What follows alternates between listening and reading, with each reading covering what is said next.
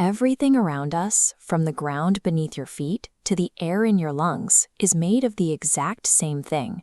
They are all composed of tiny particles in constant, invisible motion. The state of any material is determined by an ongoing microscopic tug-of-war.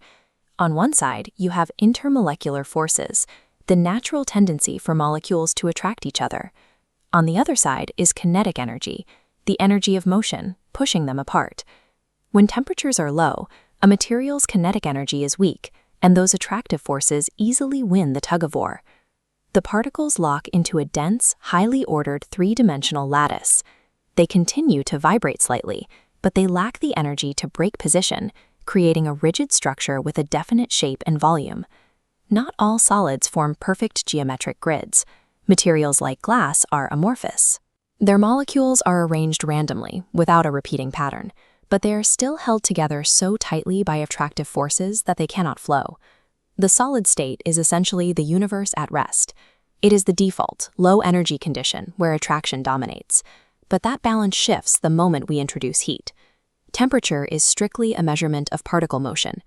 Adding heat injects kinetic energy straight into a solid. The particles vibrate faster and harder until that motion overpowers the attractive forces binding them together, shattering the rigid lattice. This creates a liquid. The particles are still tethered close to one another, but the bonds are loose enough that they can slide past each other.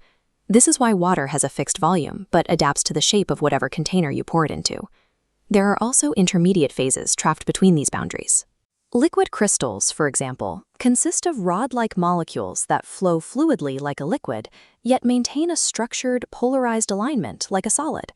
We use their unique sensitivity to electric fields to control light and power the displays in everything from vintage watches to modern monitors.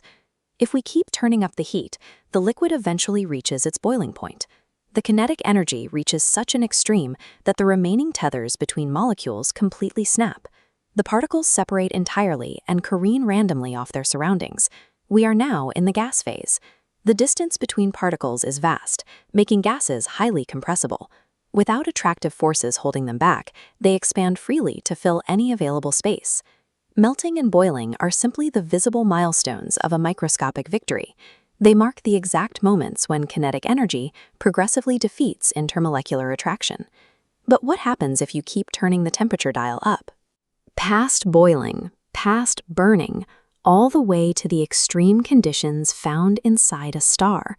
The heat reaches a threshold where the atoms themselves cannot hold together. The thermal energy becomes so violent that the negatively charged electrons orbiting the atomic nucleus are stripped completely away, a process known as ionization. This results in a fourth state of matter, plasma. It is a highly energized soup of free-floating electrons and positively charged bare nuclei moving independently of each other. True high-temperature plasma is rare in our immediate natural environment, but we generate it artificially. By running high-voltage electricity through trapped gases, we create the brightly glowing plasmas that illuminate neon signs. Zoom out from Earth, however, and the scale shifts drastically. This ultra-heated plasma makes up roughly 99% of all ordinary matter in the visible universe, composing the bulk of the sun and every other star in the sky. The solids, liquids, and gases we interact with daily are actually cosmic anomalies. In the broader scope of space, a chaotic, highly energized plasma is the universe's true default state. Temperature isn't the only metric that dictates physical states. Crushing physical force can also override these systems. In the stellar cores of dying white dwarfs, gravity pulls material inward with such intensity that the normal rules governing gases break down. The particles are compressed so tightly that they are forced right up against each other, forming what astrophysicists call degenerate matter. Due to a quantum mechanics rule known as the Pauli exclusion principle, identical particles cannot occupy the same quantum state. So despite having the high kinetic energy of a gas, the extreme density forces the matter to behave like a rigid solid structure. At these absolute extremes of density, the standard tug-of-war between motion and attraction is rendered irrelevant. Extreme gravitational pressure produces the exact same physical resistance as extreme cold.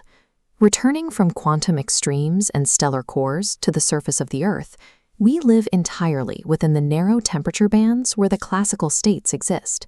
Human civilization relies entirely on exploiting the specific properties of these states.